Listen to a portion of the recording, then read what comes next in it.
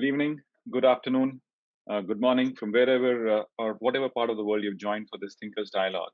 We have a very, very special person today with us, and his name is Professor Anil Gupta. Uh, in fact, his introduction can be read. In fact, I can spend the next 1 hour just talking about him and his work.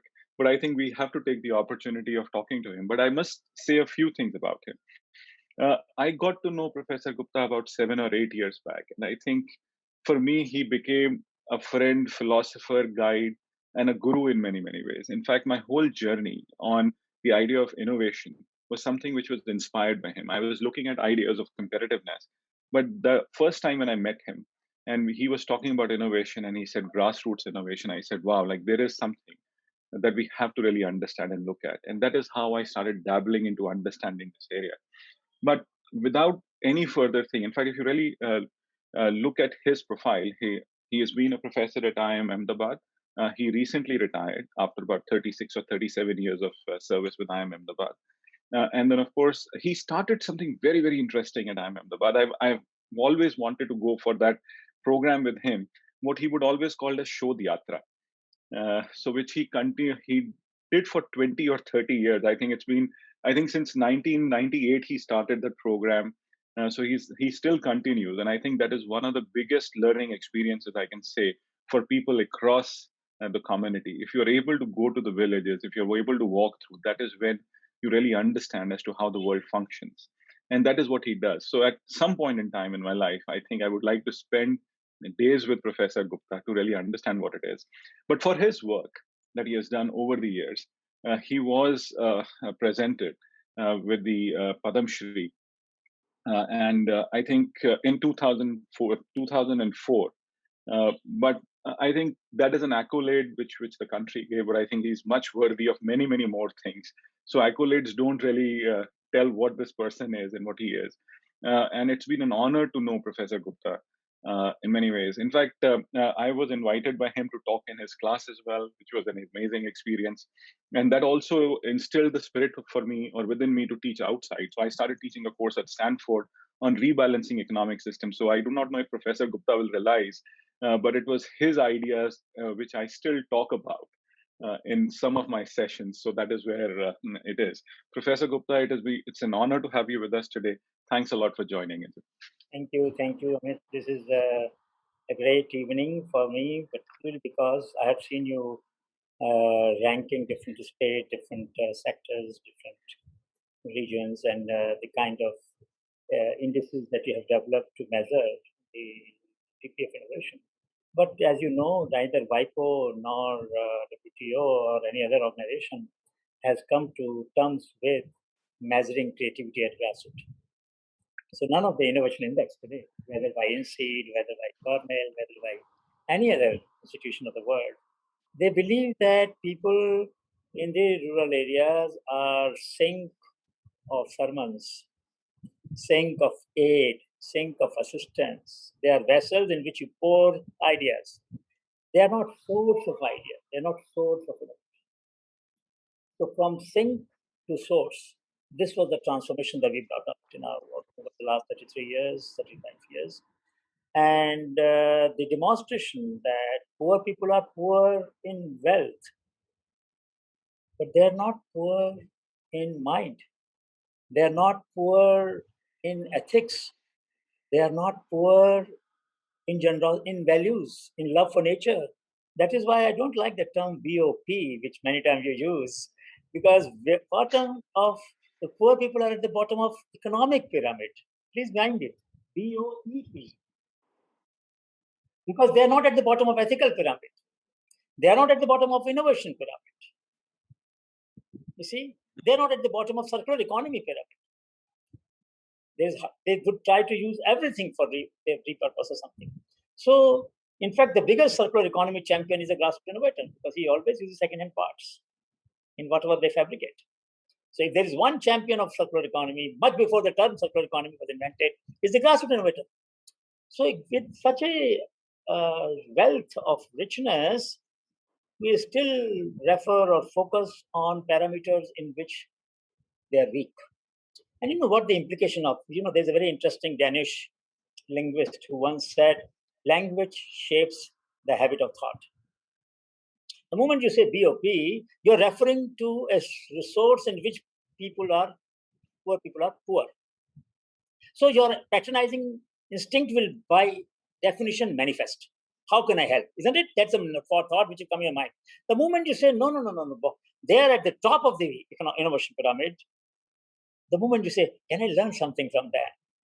Can I learn it from my company? Can I learn it from my organization? Can I learn it from my government, my ministry? That thought will only come when you see that they know something that we don't.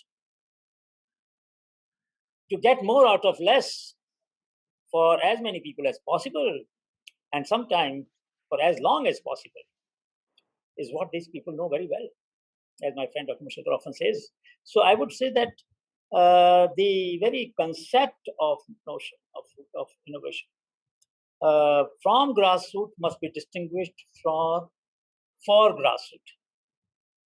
So let's say Amit feels strongly about something in the rural area, then you develop an innovation, let's say solar tractor, for example, which also grassroots innovators have developed. That's a good solution and people would like to use it.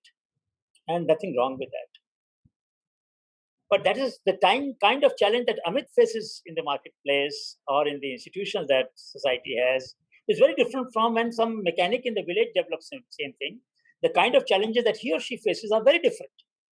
So innovation from the grassroots face very different challenge, institutional, political, economic, social, cultural, than innovation for grassroots within the same realm. So that's very important to understand. And I would say that we have been blessed. We have been blessed. There's not been a single Shodhyatra or learning walk, then we have not found people who surprised us and surprised by their generosity, surprised us by their creativity, surprised us by their concern for nature, for birds, for squirrels, for ants. So the wholesome life, I'm not saying all grassroots innovations are green. No, there are some which can damage the environment as well, because there are all kinds of people everywhere. But most are. So, Professor Gupta, this is very interesting and fascinating, but I have to, you made a very important point that we should not really look at BOP or bottom of the pyramid. They are probably at the bottom of the economic pyramid, but not in terms of thought. And you make a very important point on the cover of your book. And I think that's a startling statement, and that is what we need to understand. Minds on the margin are not marginal minds. I think that's the ethos that you have been really talking about. Could you just tell more about? So there is a boy, Adarsh, in Katihar in Bihar. He asked a question. Little boy in a small town. What if there was a fourth traffic light? Now, most people will dismiss this question. The whole world is running its traffic with 3 traffic lights, red, orange, and green. Why do you need fourth? And I have asked this question in my class. Yesterday, I asked this question in my class. And it took a while before students said, sir, there is a possibility that the fourth light, that's a blue light, will indicate that there's a traffic jam ahead. And you know, when you go from Delhi to Gurgaon, there's a traffic jam and you can spend an hour there. So if you tell you that there's a traffic jam, you turn left, you turn right, or you turn back, but don't go ahead. Now imagine this is implemented. The whole world will change the way traffic is managed with an idea from a small town of a boy from a lower middle class family. And I can give you 1,000 other examples of this kind, tens of thousands, where the people who we consider as living on the margin have come out with profound ideas, ideas that can change the world in many ways. And for example, from a coconut tree, some leaves fall when they dry up. Everywhere. Nobody thought that these leaves could be used for making straws instead of plastic straws. Saji in Bangalore did that. Now, it was an innovation for grassroots, but by engaging people from grassroots and finding from them what can we do with these leaves. So the ideas that we get from grassroots, by definition, because they are materially constrained, are very frugal. But the problem is that much of the literature on frugal innovation, Much meaning 99%. That's one fundamental mistake. They confuse that frugality is only for the consumer. No, frugality for consumer, frugality for manufacturer, and frugality for the nature. If it is not frugal for nature, then it is could be, for example, a sachet of, let's say, mouth freshener or a coconut oil, ₹1 sachet is very frugal, very affordable. So even poor people can buy it. But calculate the cost of collecting that piece of plastic from 650,000 villages of this country. You know now how costly this innovation is. Because we externalize the cost of collecting waste plastic from the villages, therefore it is frugal. So we should not use this term as loosely as I have seen people using it in the East and the West. We should avoid that. We should also look at frugal for nature. Another aspect of frugality. Most inclusive innovations may be frugal, but not all frugal innovations are inclusive. So Chandrayaan and Mangalyaan were very frugal missions. In $79 million, we could do what other countries did in $1 billion. Very frugal. Were they inclusive? No, there was nothing on that time. Nothing. I mean, it was a scientific expedition done very well. So we must be careful that when we use terms, we use them properly and learn right lessons. So when we said mind on the margin or not marginal mind in my book on grassroots innovation in 2016, it was a very firm belief that if you want to learn about circular economy, if you want to learn about nature, let me give you an example. So there was my colleague Chetan was doing a study of bird feeding platforms. You know, people throw grains at a platform in a village so that bird will come and feed it, pigeon, parrot, and all of that. So in one such platform, he saw that it was paved with clay and powder. So he asked the question, it's a concrete platform, why would you put a layer of clay on it? Sir, when birds pick up the grain, their beak might get worn out by striking against the concrete base. We put a clay layer so that the beak does not get damaged. A society which thinks about beak of the bird, how can you call that a poor society? It's a society which is very rich in its way of dealing with the problem, dealing with the life. There is a famous root bridge in Meghalaya, for example. You must have heard about Living Root Bridge. It takes about 50 years to make. Lasts for about 250, 300 years, 400 years. Has almost zero entropy because nothing goes waste out of it. There are stones, there are creepers, the roots of rubber tree growing on both sides of the river, pulled together. Marvel. Why would they do that? So I asked them a question. Why did you do that? We wanted to do something which is different. We wanted to do something which is durable. We want to do something which doesn't produce waste. All right. So culture creates curiosity about questions of this kind. Then we saw the roots hanging from the tree. They looked like us, like rope. We could pull them probably. That was technology. And then they said, you know what? We can't do it alone. We need group action. That is institution. So technology is like word, I often say. Institutions are like grammar. And culture is like thesaurus, where variety on the same theme. And this is the heart of grassroots innovation. Very seldom will two people solve the problem same day. So the diversity of solutions that you find is enormous. And one can learn so much. One can learn about new ways of solving problem. One can learn new concepts. Have you ever heard about slow irrigation? Nobody would have heard it. You ask an irrigation engineer, you ask an agriculture scientist, what is slow irrigation? They say, what do you mean by slow irrigation? When you release the water in the field, it distributes in the entire field. No. When you grow a chili crop or other crop which have very shallow roots, and if the water moves fast, they can be uprooted. So you make smaller beds, water will move slowly.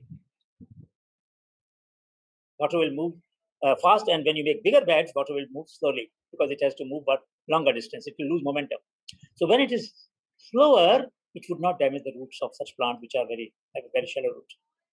Who taught this? Wala, a village, a laborer at a farm in Gujarat taught us this concept of slow irrigation. I had never read it. There's no book on irrigation which tells me about slow and fast irrigation. You've heard about slow food, but when have you heard about slow irrigation? It's a new concept. Then we came across two brothers in Assam, Mehtar Hussain and Mushtaq Ahmed, and they had made a bamboo windmill. And this windmill will run a hand pump, and hand pump will irrigate a paddy field. Now that was amazing. So we said, that is crazy. You could use a pump set, it will fill the field in 1 hour. Sir, when you give fast irrigation and quickly, more leaching takes place. When you give water which will fill not in 4 hours but 40 hours, leaching will be much less. Nutrients will remain in the top side. That's where the roots of the crop take their nutrients from. What a philosophy. What an idea. So there are a large number of examples from agriculture, non-agriculture, non-farm, education, technology, culture, institutions, all kinds of solutions which enrich our repertoire and also increase our confidence that if only we had empowered these people to solve their problem, probably, as Gandhi said, the decentralized, diversified solutions have enriched our repertoire much more than what they have done. So, Professor Gupta, this is fascinating in terms of like we have to learn from what's really happening at the grassroots. But you make a very important statement, and that is that people or what do you call people are not really getting appreciated for what they're actually doing. They are effectively getting sidelined, or the statement that you actually make is that there is that whole intellectual bias against them. So how do we really do away with that intellectual bias that creeps into our mind to really take this forward? Because what you're saying is we are shortchanging knowledge creators and providers, and to change this is not going to be easy.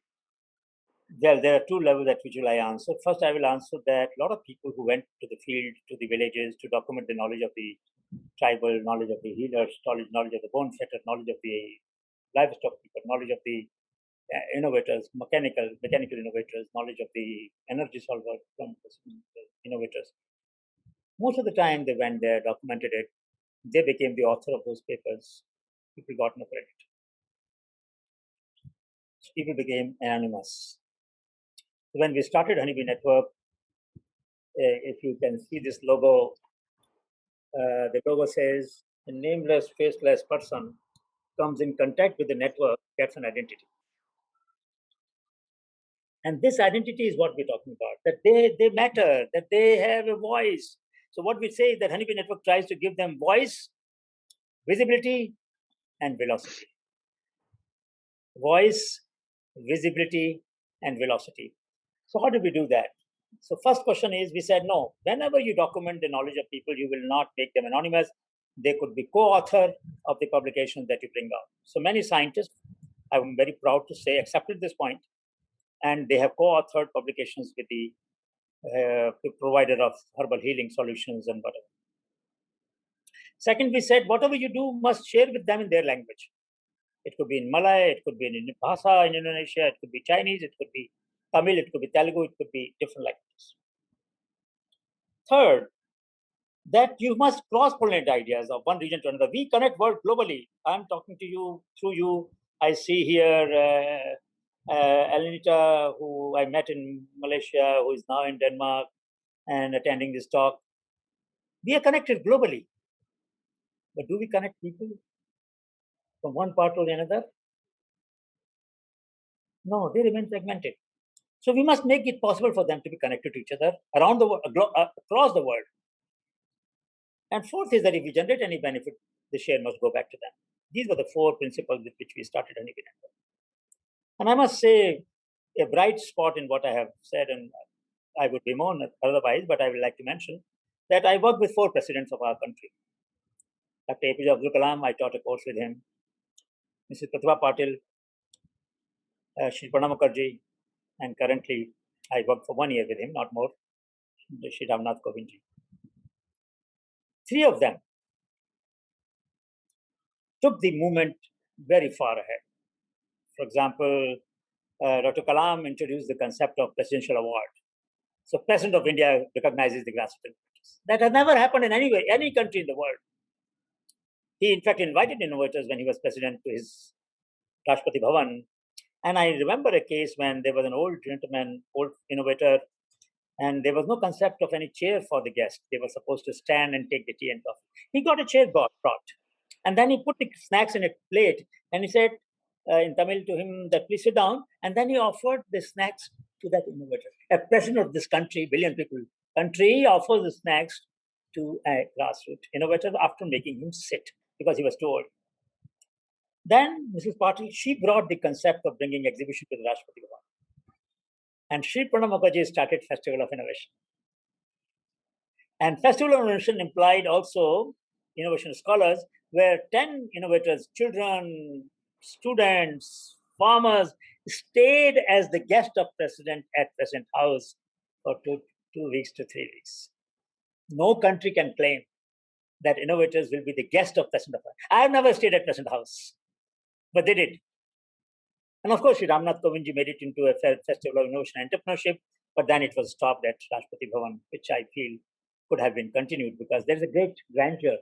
The President House is a testimony of the head of the state in that sense. So therefore, it has a very different grandeur. It has a very different appeal to the common people of our country. And so therefore, we had a phase in our recent history when this country recognized, respected, and rewarded innovators in a very glorious manner. But if you look at the total budget of our country, and particularly of science and technology, and the budget which is allocated to the grassroots innovators is negligible, completely negligible. I mean, you can forget about it. It's not even worth talking about. So from that point of view, I would say that yes, we have not done much justice to the cause of grassroots innovators. But one thing to the credit of the scientists of this country, we had MOU when I was in NIF, National Innovation Foundation. I should mention that first Sashti was set up in 93, then Gyan, Grassroots Innovation Augmentation in 97, which was the first incubator. And then NIF they scaled up version of Gyan in 2000. So we had MOU with the Indian Council of Regulatory Research, with Council of Scientific Industrial Research, CSIR, and Indian Council of Medical Research. And almost all the scientists never charged for their time. So I must give credit to the scientists of this country that they did not charge for their time when they were validating the knowledge of grassroots. Some of them did not charge at all, even for consumables. Second contributor, which is very important, is IPR attorneys. No patent attorney charged a penny for their time. Can you believe it? Our average cost of filing patent was about 15,000 rupees, including the fees paid to the patent office. Nobody will file it for less than 2 lakhs, 3 lakh rupees. And we filed in US. And the famous firm THT, that later on KLNG, Tom Tirano, my dear friend, who was a partner in that firm, filed patents for us in US. We could prove that the grassroots innovators of this country can transcend the prior art of USA and achieve intellectual property protection in the Makkah of innovation. We could prove that. Several, not one. So in terms of making a case for their knowledge, excellence, what better could be the tool? I mean, this IPR is a market instrument, and if your innovation cannot be anticipated by a person well versed in the art, you will be granted a patent, otherwise not. So we proved in that sense. Licensing was done to some extent, 8 to 9%, but to small entrepreneurs. No big company really joined hands with this. That is true. That's a pity. But I must say that there is a huge potential for these innovations to change our lifestyle, to make us more green, and also to become part of our curriculum. I don't know what is the fear that Education Ministry has. Maybe they are worried that if they taught innovations to the children will become more creative and start asking questions. They're worried. They're afraid. Our Education Ministry must be afraid of innovators. Otherwise, there's no reason why they will hesitate in putting this content in the school book, textbooks. Rarely would you find a book where there's a 1 or 2 lessons. There are thousands of such innovations for all states of the country, from Andaman to Jammu Kashmir, from Gurej Valley to Arku Valley. But for some reason, there's a hesitation. So there's one reason where I feel we could have done much better than what we have done. But still, India has done much more than other countries, I must say that. India has included the grassroots innovation in the science and technology innovation policy. India is the only country where grassroots innovations are part of the national innovation system. India is the only country where public funds are given to create private rights. So we file patents for the innovators in their name using public funds. That could happen only in India. So therefore, there are many things that we have done which are unprecedented in the history of innovation anywhere in the world. Nobody will pay public money and provide private grants, private rights to the innovator. We have done it. We are continuing to do it. More than 1,200 patents have been filed by NIR and GYAN and SFT. So surely there is a case that we have made, but I must say a lot remains to be done. Absolutely. But just going further on this, you make a very important point that language shapes thoughts. And when you talk about language shaping thoughts, there has been a very interesting word that came up in the what I call world of innovation. From my personal point of view, I somehow don't like the word. It is called the Jugaad innovation. But don't you think it does disservice to the very idea that you're really talking about? Because when you're talking about Jugaad, it suddenly means shortcuts and people stop appreciating exactly as to what you're really talking You are absolutely right. That's a great damage that some lazy intellectual did, who had no ability to conceptualize and no ability to abstract complexity of the grassroots innovation movement and chose a nomenclature which was very unfortunate. I've written about it, but I have never called any grassroots innovation Jugaad. But Jugaad is a temporary solution. It's a makeshift solution. Any society which takes pride in Jugaad can never aspire to become a developed economy. Never. Jugaad as a mindset, even in the bureaucracy, can be very suicidal. I'll give you an example, and my friends who are looking at this program, and if they are from the policy system, should forgive me for saying this. In the summer school on inclusive innovation, one of the students we had, and with this group, wanted to improve the COVID app. COVID app is for fixing time for vaccination.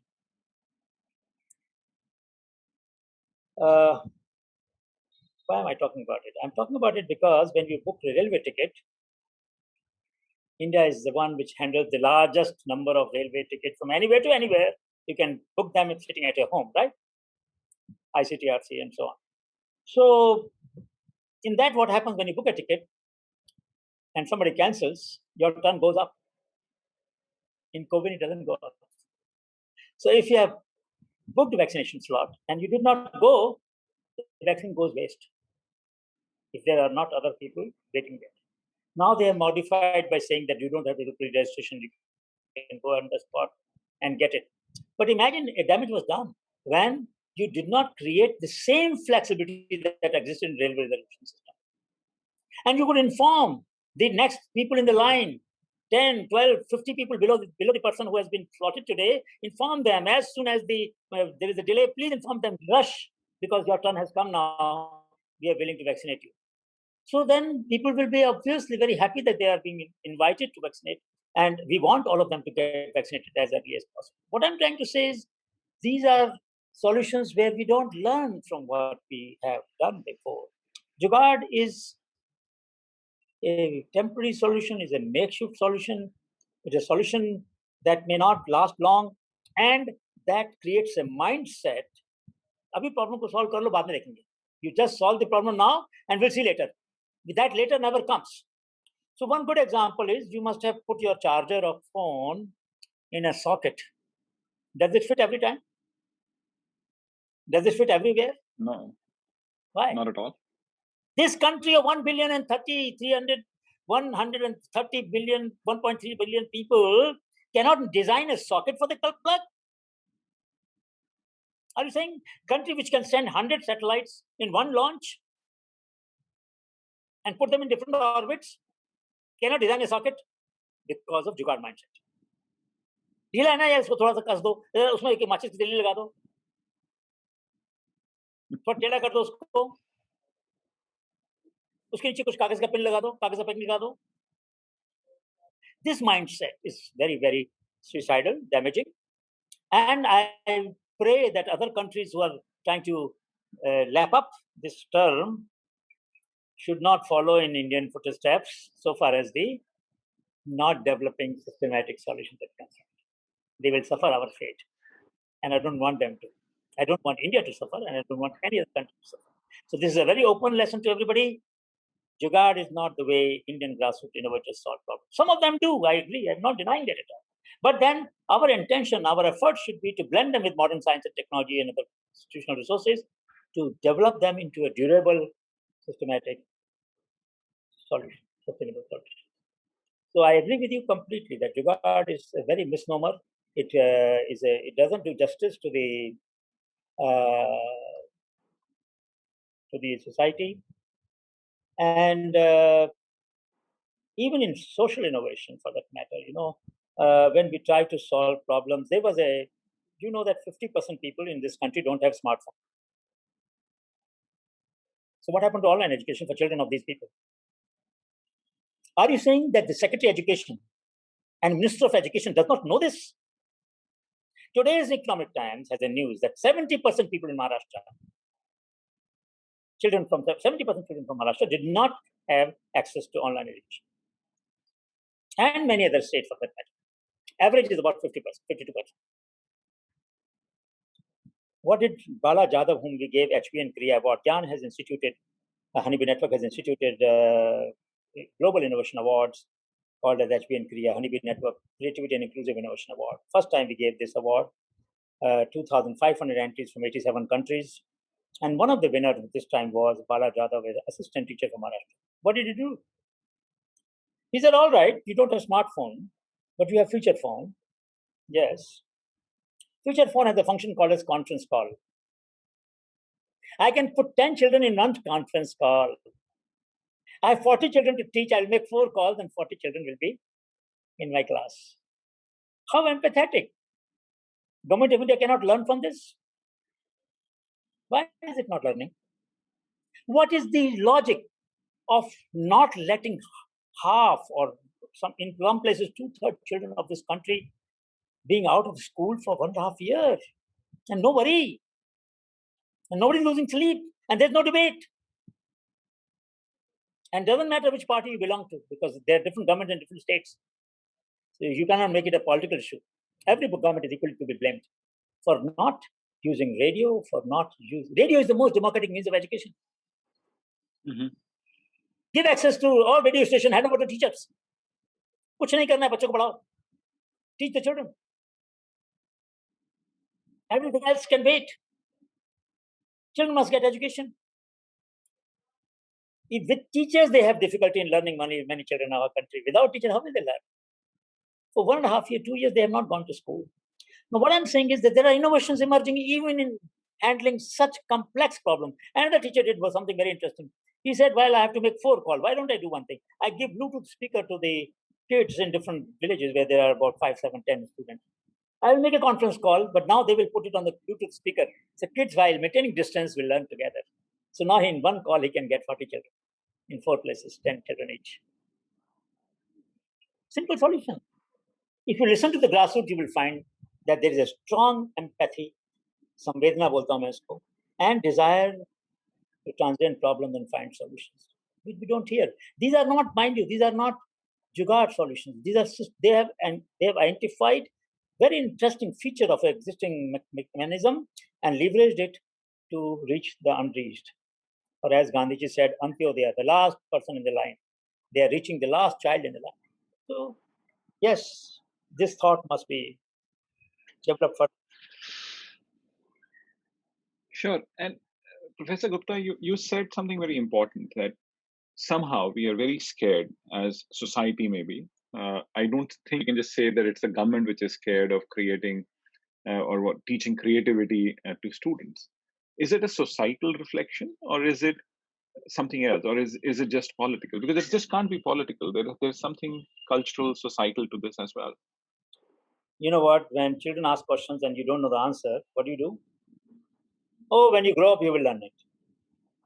You don't admit before the children that you don't know the answer and that you will find out from your friends or your seniors and come back to him tomorrow or day after. How many times do our parents admit their ignorance before the children? So you are right. There's a cultural problem. And this cultural problem gives a notion to the children that admitting your ignorance is not a great thing. Try to fool around, try to bypass the question, try to find a way out of it, try to just defer it. Or sometimes you scold the children. Don't ask too many questions. Focus on what you're doing. Jitna bataya utna karo. Do whatever you've been told. And they'll stop asking questions. You go to the class and you find the same 5, 7, 10 students asking questions. Isn't it? Why is it happening? Right up to the institute level, I'm saying, up postgraduate level. Because we are lazy. We don't want to do hard work. We don't want to admit that we don't know the answer, and we don't want to find out the answer from the people, from the sources which are well equipped to answer. That is a lot of work.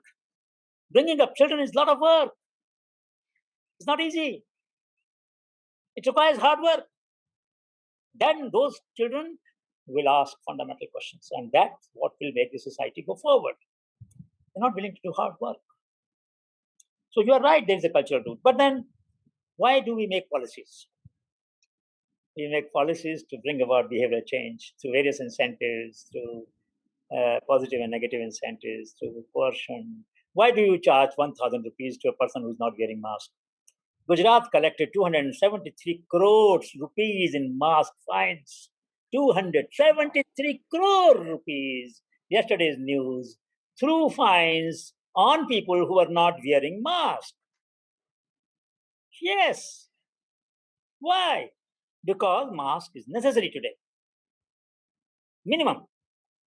Even I am vaccinated, both vaccines, but still I must, when I go out, I must wear mask.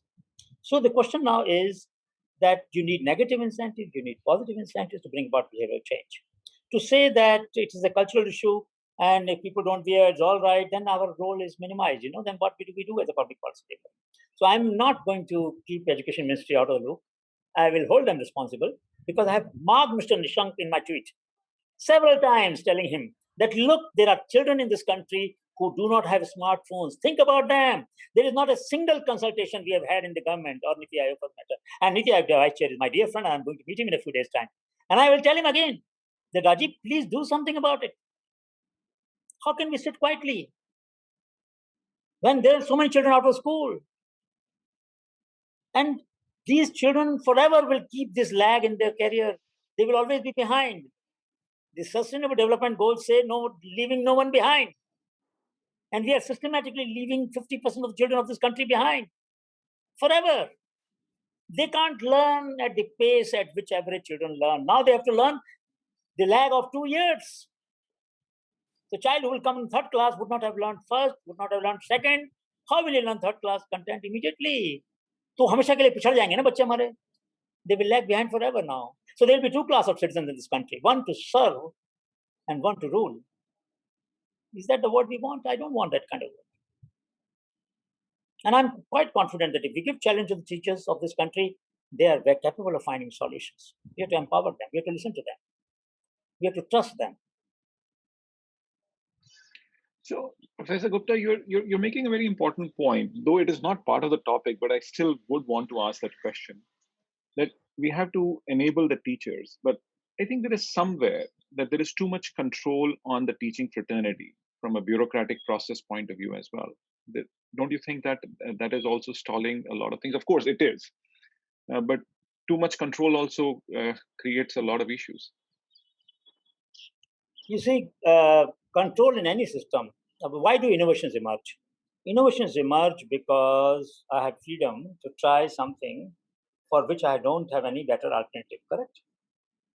So I try to overcome the inertia by taking initiative out of my own dissatisfaction, or by cajoling somebody, or by my friend pushes me into hard, or my neighbors push me hard, or my community, or I find a challenge in it.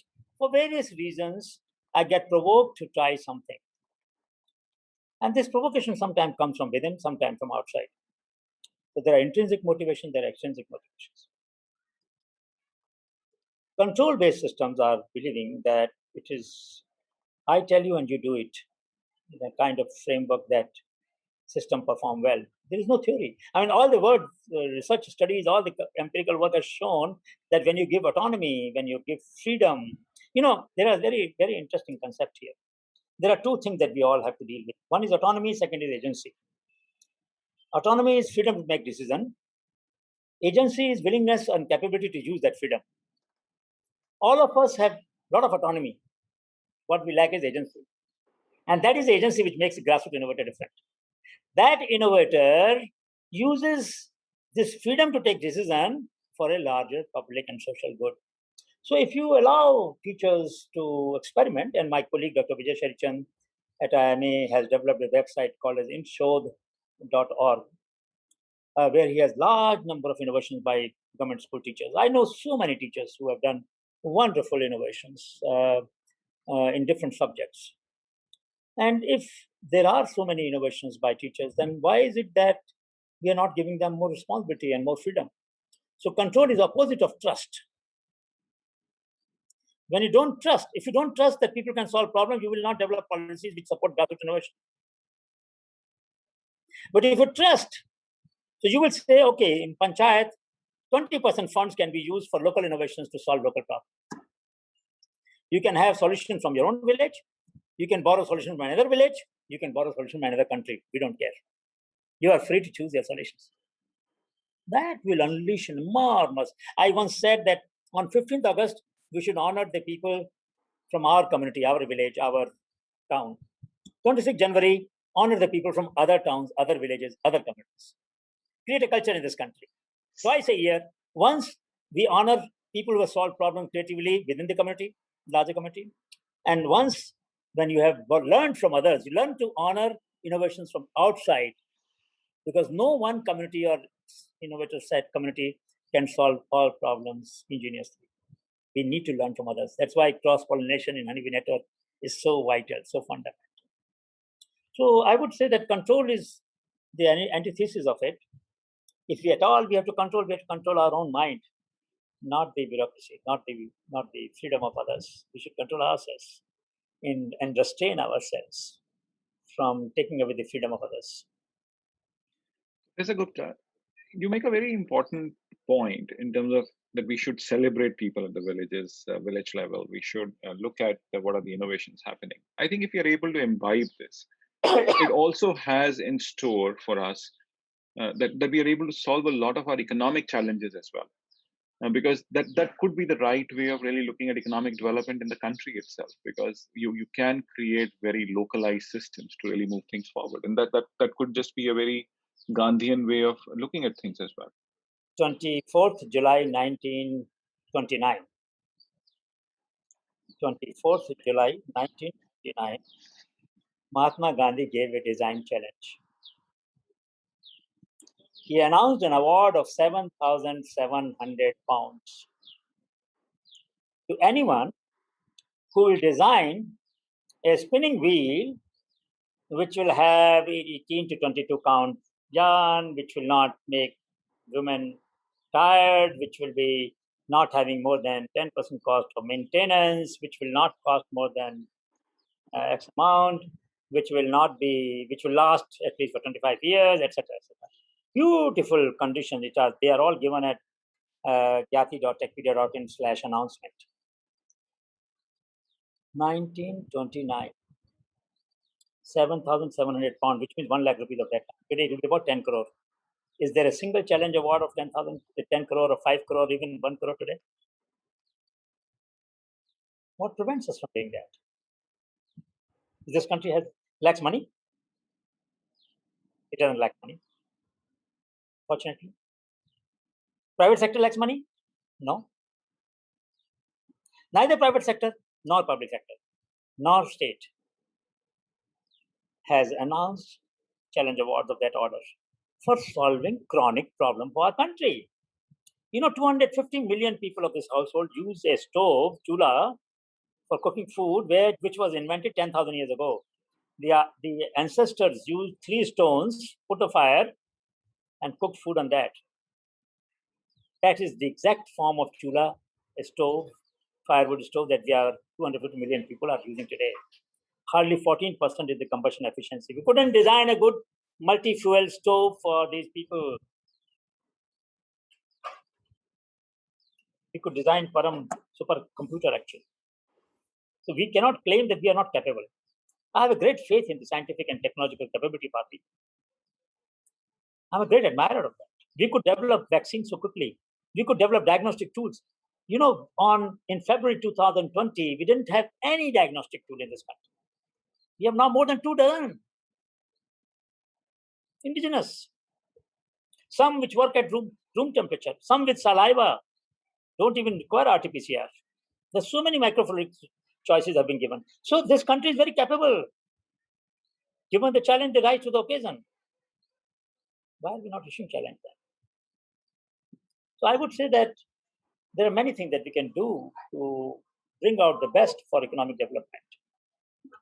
And there's so much of PPE which is going waste. Is there a challenge?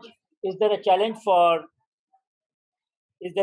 using these wasted PPE kits for making tiles, bricks, or some other devices? You're on mute, sir. You suddenly went on mute. Yeah. So why don't we issue a challenge of that kind? That what is happening to COVID waste? Can we not repurpose it, recycle it? There's an innovator. She tried in Kerala to make pillows and cushions after sterilizing them. Very good effort. I admire that. But there are some individuals who have tried to do that. But institutionally, as a society, it didn't occur to us that so much waste is being produced every day in every hospital. नहीं सोचा ना Amit economic development कैसे होगा भाई? How will we develop economically if we don't use waste most productively? A good economy, in industrial symbiosis, industrial ecology, we call a waste as a resource for which use has not yet been found. There's no waste, zero waste economy. First step in economic development is zero waste economy. So much of energy goes waste. So I would say that if we could throw challenges, many innovators, many students, many individuals around the country will come up to our expectation and bring solution. Grassroots innovation movement is a matter of trust, is a matter of faith, is a matter of putting resources in the hands of those who are very frugal in their consumption patterns and in their expenditure patterns, and then giving them support wherever necessary, because their tools sometimes are very old. So how do we create a mindset which will be built upon creating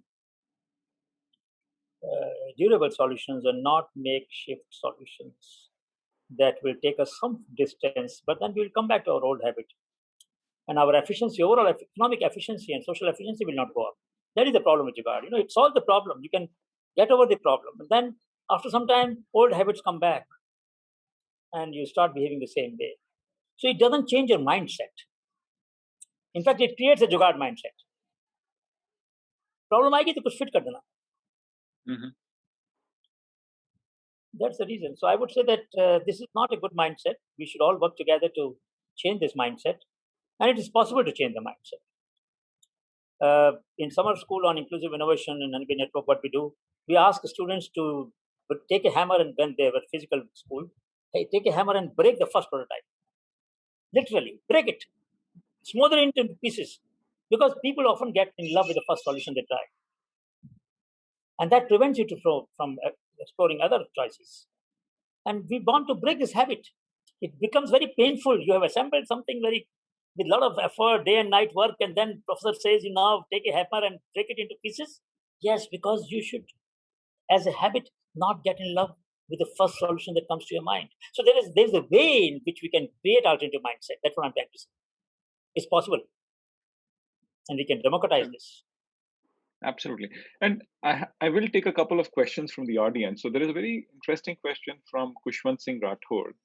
From time to time in history, ignorance and awareness, consciousness and society coexisted. Rational thought process is difficult to deliver on practical ways to entire mass. It is always a personal choice. We can convince people to do something, but how do we ensure we can deliver best of our message to everyone?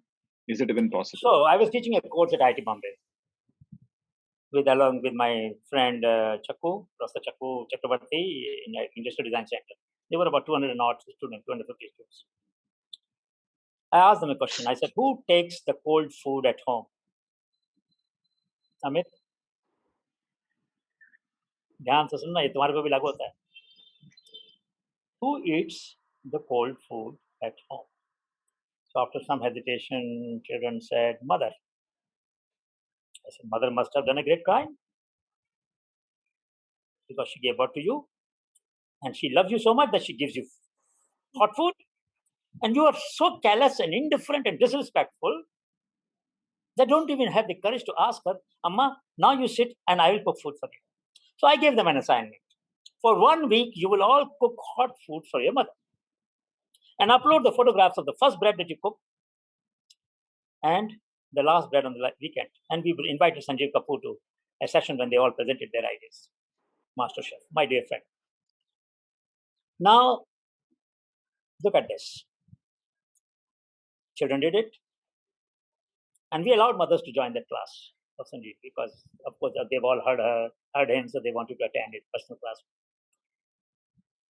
And then when they did this, they realized that the chakla on which the plate on which you roll the bread, height is very low. So mother has to bend to roll it. When she bends, she has a pain here. Mother got used to this pain. But these kids who are making bread for the first time discovered this flaw in the design of chakla, the height of chakla, and so many other problems. My answer to that, our friend, is yes, we can change it by creating new experiential processes by which we do the role reversal, we remove the gender bias, we make our kids, our young people realize that we don't have to live with inertia indefinitely, that we should not take things for granted, that there's a scope of improving everything that we work on, and it will not happen if people, in particular women, adapt and adjust. We are making virtue of their vice. They adjust because we did not give them tools. You know, in this country, women were not allowed to become carpenter and blacksmith. Culturally, historically, for 2,000 years. You will not find, except in Lambada community, the nomadic, semi-nomadic community, you will not find a woman carpenter and a woman blacksmith. So they could not redesign their tools. They had to work with the tools that they were given by the men. But things which were in their control, they brought about marvelous changes. So for instance, when you have a pain in the infant's stomach, mother will rub the nutmeg on a stone with a little water and put it where? In the navel. Show me one medicine, Amit, in the chemist shop, which is applied on navel. Navel is a wonderful drug delivery route developed by the grassroots women of this country. Not a single research paper on using navel as a route for delivery of drugs, modern drugs. Why? It's so effective. You put little asphodida, heme, mix in water on the navel, immediately relaxes and release your gas, right? Why didn't we pay attention to that? So it is not that women don't have creativity, they have tremendous creativity. I'm only saying the answer is that when you develop habit of living with inefficiency or inadequacy for that matter, and you sometime out of your generosity and out of your kindness, don't burden the rest of the society by those questions which bother you, and you internalize that pain. Women in our families bear a lot of pain actually, and we take them for granted, and we don't redesign the things. So one kid had a very interesting solution. You have a fridge at home. So when you take things out, things which are lying at the backside, you should remove all the things in the front, isn't it? You can't remove them otherwise. He said, why can't you make a circular fridge? You rotate the tray and the things which are lying at the back will come in the front. Acha solution hai na? Our kids are very creative. Our women are very creative. Our workers are very creative. Our mechanics are very creative.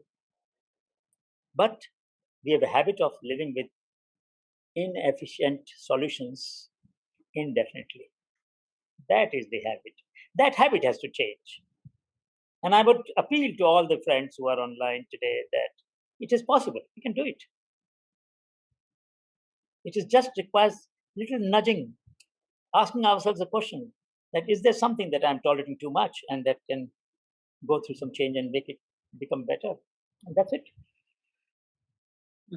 Sir, one of the biggest challenges, like for say grassroots innovations, is scale up. Yes, Because there are such great solutions that do come up, and how do we really scale it up? Because that's we a need very to good really get question. there. I agree with you. That's a very good question and very valid question. But scale should not become enemy of sustainability. So first answer is, if you go to a garden and there is only one kind of flower there, will you stay there for long? But that's a scale up. I've scaled one kind of flower in the entire garden.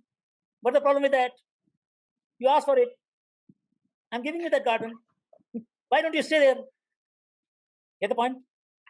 Yes. So we should be very careful in using analogies or metaphors. Scale is important, but scale can be enemy of sustainability. Sustainability requires diversity. So when you look at the long tail of innovation, some innovation will diffuse in a few niches, bigger, bigger, bigger. Some will diffuse very widely. And we need all of them. We need innovations which will diffuse widely, but we also need innovations which will diffuse locally or regionally. And we should respect this diversity. Without diversity, there is no sustainability. Let me give an example. We were having a show the other time, Dhimaji, where Ulfa was born in Assam. And the water there has very high iron content. So people have made a water filter there where they put 2 canisters, put some sand, pebble, and all that. Water which comes out is clean. But after some time, when you take that water in a bottle and walk for another 50 yards, it becomes brown, which means there's a dissolved iron which doesn't get removed. Now, if you design a filter for that water, maybe 20,000, 50,000 pieces will sell because this is a localized problem.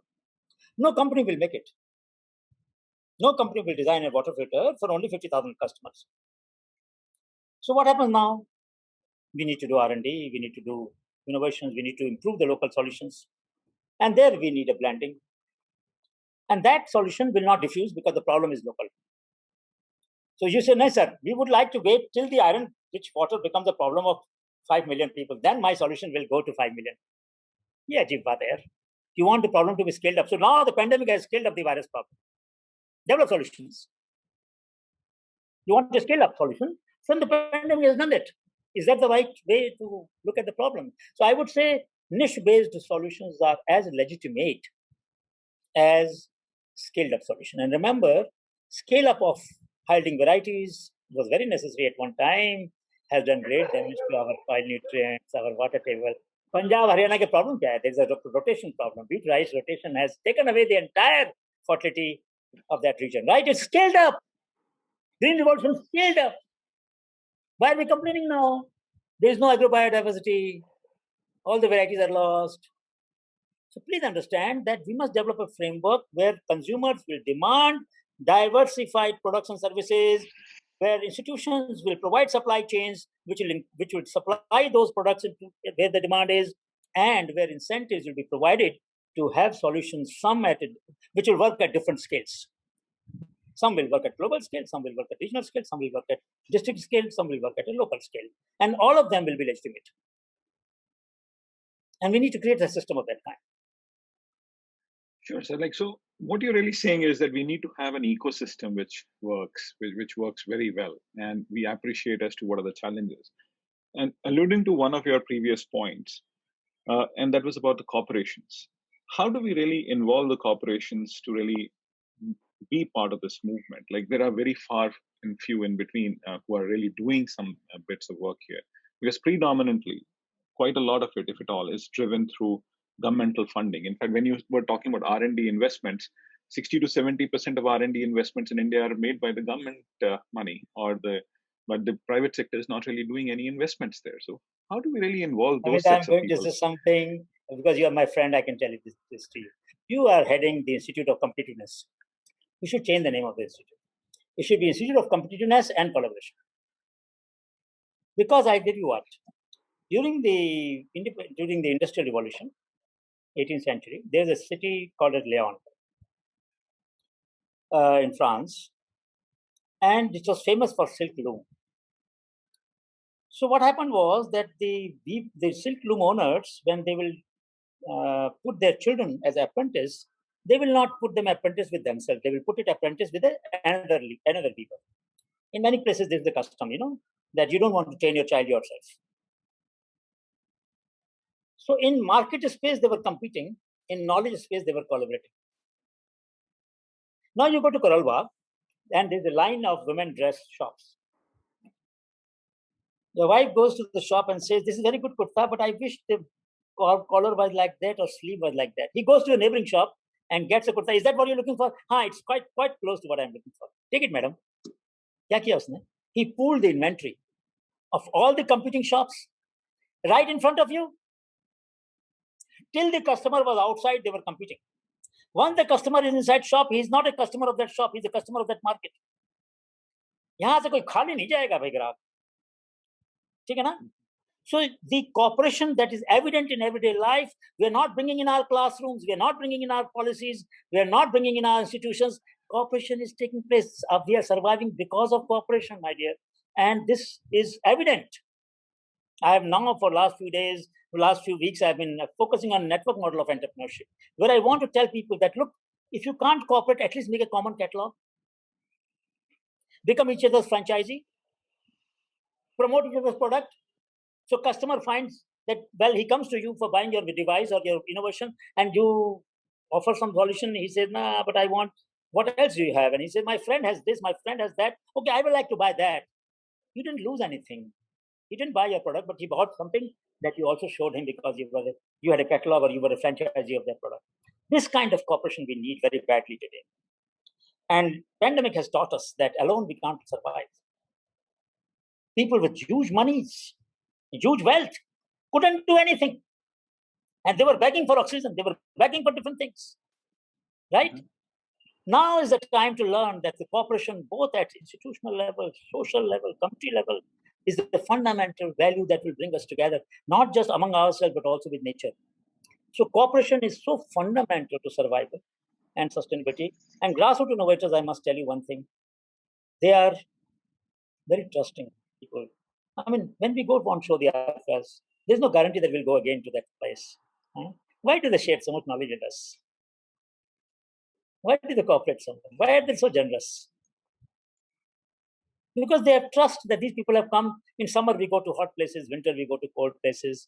They have a trust. If in 48 degree, 49 degree in Baripali, in Bargarh district of Orissa, they are coming walking, कुछ तो पागलपन होगा इनका यार. हम भी नहीं walk करते 12 बजे 1 बजे 2 बजे. हम लोग भी अपने घर में आराम करते हैं. ये लोग चल रहे हैं. लद्दाख में, लाहौल स्पीति में, why are they walking in the winter? So what I'm trying to say is that voluntary suffering is at the root of samvedana. Samvedana means, some means equal, vedana means pain.